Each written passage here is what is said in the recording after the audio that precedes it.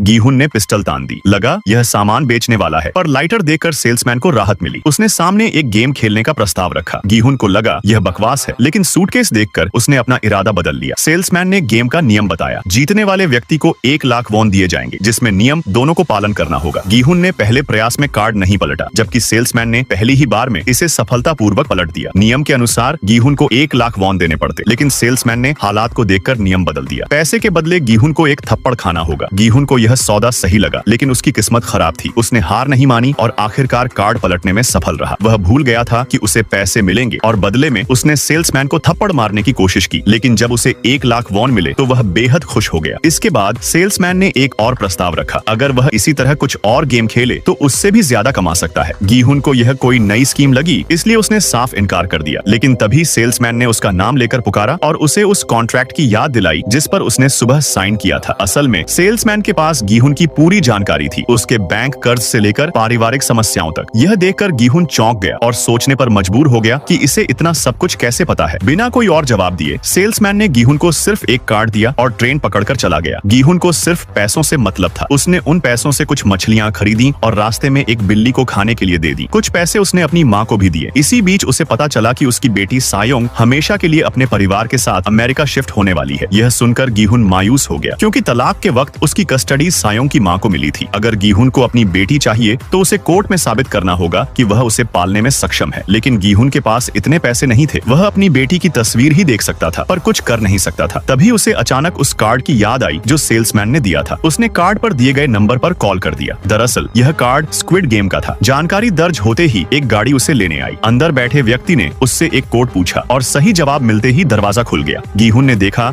कि अंदर कुछ लोग बेहोश पड़े थे। उसे लगा कि वे सो रहे हैं, लेकिन तभी एक गैस छोड़ी गई, जिससे वह भी बेहोश हो गया। जब उसकी आंखें खुली तो वह खुद को स्क्विड गेम के मैदान में पाया।